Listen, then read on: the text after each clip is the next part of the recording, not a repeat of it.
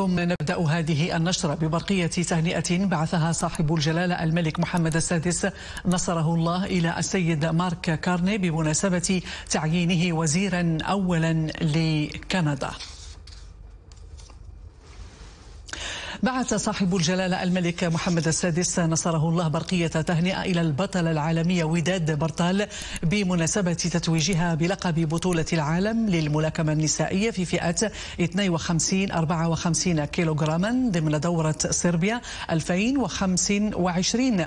وأعرب جلالة الملك في هذه البرقية للبطلة العالمية برتال عن تهانئه وتبريكاته الحارة عقب هذا التتويج.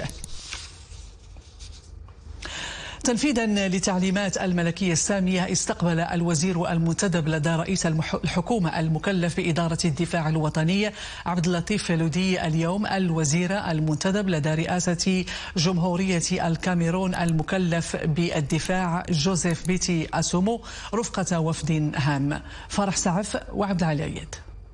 بلاغ إدارة الدفاع الوطني ذكر أن هذه الزيارة التي تندرج في إطار تعزيز وتنويع التعاون الثنائي بين المملكة المغربية وجمهورية الكاميرون تميزت بالتوقيع على الاتفاقية المتعلقة بالتعاون العسكري.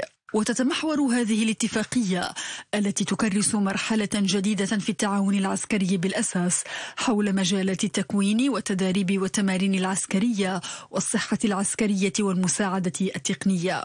وخلال هذا اللقاء سلط الوزير الضوء على الجهود التي تبذلها المملكة لتعزيز الاستقرار والأمن الإقليمي، مبرزا المبادرة الملكية التي أطلقها صاحب الجلالة نصره الله والرامية إلى تحويل الواجهة الأطلسية لإفريقيا إلى قطب للاندماج الاقتصادي وفضاء للسلام والرخاء المشترك، بما في ذلك بلدان الشريط الأطلسي للقارة وبلدان الساحل. من جانبه أبرز الوزير المنتدب لدى رئاسة جمهورية الكاميرون المكلف بالدفاع طابع الأولوية القصوى للشراكة مع المملكة المغربية، واغتنم هذه المناسبة للتعبير عن إعجابه بمختلف مبادرات التعاون جنوب والمبادرات الإقليمية لصالح القارة الإفريقية التي تم إطلاقها بقيادة جلالة الملك.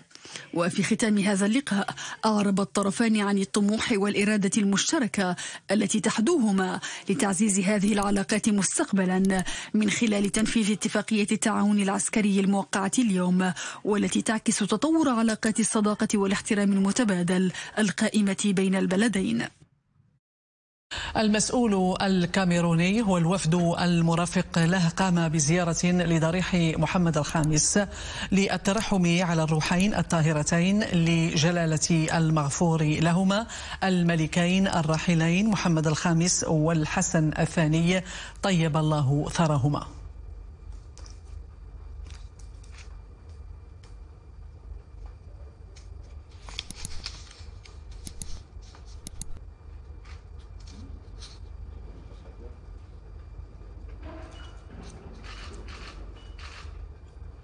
وتم في الختام التوقيع في الدفتر الذهبي للضريح.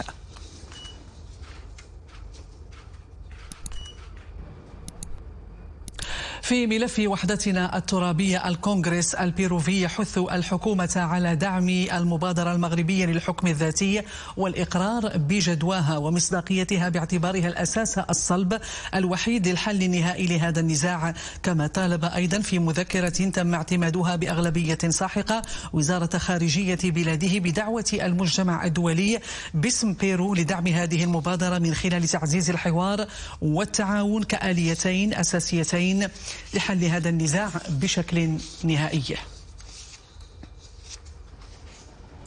خلال 24 ساعة الماضية تواصل تهاطر الأمطار على عدد من مناطق المملكة، وسجلت المديرية العامة للأرصاد الجوية 40 ملم بطنجة كأعلى نسبة، بعدها شفشاون ب 35 ملم، 15 ملم بالعرائش، 10 ملم بسطات، الصوير المطار تطوان 9 ملم، سيدي سليمان وسالة 8 ملم، إفران 7 ملم، الجديدة خريبكا الرباط 6 ملم، بني ملال والمحمدية 5 ملم، بن سليمان الدار البيضاء أسفي والقنيطرة 4 ملم، الحاجب سيدي إفني أقل من مليمتر.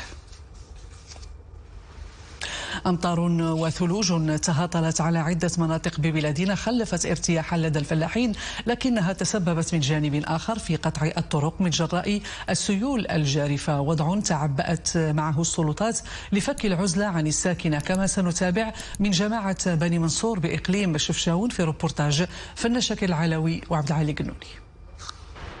على مستوى المجال القروي لشفشاون، التساقطات المطرية المستمرة التي يشهدها الإقليم منذ فترة تخلف ارتياحا كبيرا في صفوف الساكنة، كما هو الحال بجماعة بني سلمان التي تؤكد ساكنتها الوقع الإيجابية لأمطار الخير والتساقطات الثلجية بقمم الجبال على الفرشة المائية الجوفية وتعزيز المخزون المائي المخصص للري والشرب.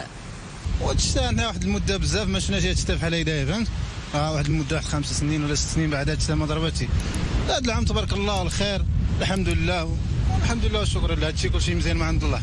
الحمد لله الخير موجود، الحمد لله الشتا موجوده وانتم كتشوفوا ومازال خير ان شاء الله، وانتم كتشوفوا الفلاحه ان شاء الله مازال الخير موجود الحمد لله. الحمد لله تبارك الله الخير هذا يطيح مع هذه الفلاحه وهذه كلشي الخير موجود. الثلج كيطيح تيزيرا، يعني كيزيد يقوي هذه المعدومه بين بني سلمان وبني منصور، يعني الحمد لله الخير موجود. أمطار كثيفة بإقليم شفشاون تخلف فرحة كبرى للجميع لم تسلم ساكنة متجر تل مختار من مخلفاتها التي تسببت في عزلة الساكنة على مستوى النقطة الفاصلة بين متجري تل مختار وتغزوت النوار بجماعة بني منصور، بعد أن جرفت السيول أكواما من الحجارة لتؤدي إلى قطع الطريق، الأمر الذي واكبه تدخل عاجل لإعادة فتح هذا المقطع الطرقي وتأمين حركة التنقل في ظل هذه الظروف المناخية الصعبة. نشكروا هاد الناس اللي جاوا حلوا لنا هذا الطريق على العزله على هاد الساكنه. وبالنسبه لهذا المطار كنا محتاجين في هذا المطار، الحمد لله الخير تبارك الله. كنشكروا السلطه المحليه على هاد الناس اللي جابتنا حلتنا هذا الطريق. حنا الحمد لله كنتواجدوا بالاليات، راه مفرقين على حسب الدواور عندنا. كاين هاد الدوار هذا وكاين الدوار في بني منصوره، كاين جوج الاليات اللي كيتواجدوا دابا هنا في هذا. والحمد لله طاحت الشتا بزاف، تساقطات كثيره، والتساقطات الثلجيه اللي كاينه دابا كتواجد على القمم على الجبال اللي كتذوب، اللي حتى هي كتهبط السيول وهذا. رغم الإكراهات التي تخلفها السيول على مستوى بعض مناطق المجال القروي بإقليم شفشاون بفعل التساقطات المطرية الاستثنائية، تسود الفرحة في صفوف الساكنة التي تتوقع انتعاش الموارد الطبيعية والفلاحية بالإقليم برسم الموسم الحالي. ارتباطا بأحوال الطقس، اجتاحت رياح قوية منطقة رأس حديد بالصويرة ما بين 75 و 85 كيلومترا في الساعة. رياح كانت مع تطاير للغبار، وذلك حسب ما أفادت المديرية العامة للأرصاد الجوية في نشرة إنذارية من مستوى يقظة برتقالية.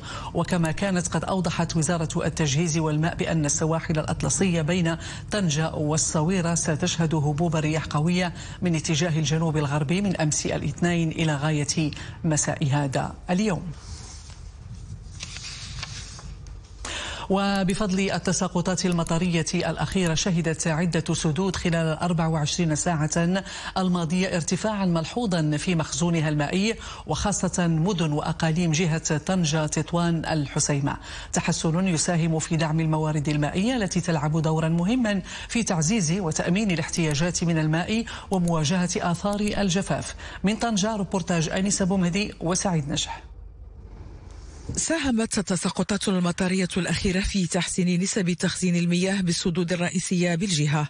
فوفق معطيات حديثة لوكالة الحوض المائي اللوكوس، ارتفع إجمالي المخزون المائي لسدود الحوض إلى 1,105,000,000 متر مكعب، مقارنة ب 890 مليون متر مكعب خلال نفس الفترة من العام الماضي، وهو ما يمثل زيادة بنسبة 13% في المخزون العام خلال شهر مارس. التساقطات المطرية كان عندها تأثير جد إيجابي على حقينة السدود اللي ارتفعت بواحد النسبة ديال 13%، حيث انتقلنا من 853 مليون إلى مليار و105 ديال الملايين أمتار مكعبة، واحد النسبة الملء اللي بلغت حاليا 58%. هذه النسبة اللي حاليا خلت حوض اللوكوس كيوصل المرتبة الأولى على الصعيد الوطني. يبرز سد واد المخازن أكبر سدود الجهة كنموذج للإنجاز في هذا السياق، حيث قفزت نسبة ملئه إلى 93%، متجاوزة بكثير النسبة المسجلة العام الماضي التي حددت في 69%. ووصل المخزون الحالي للسد 625 مليون متر مكعب مقابل 469 مليون متر مكعب عام 2024.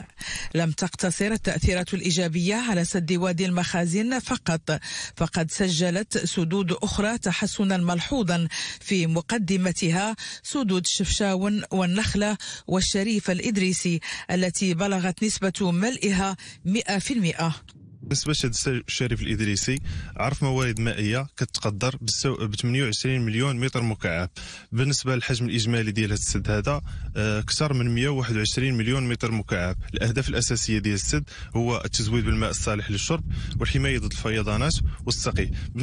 بالنسبه للسقي كيقوم يعني بالسقي الشريط الساحلي الخاص بمدينه تطوان.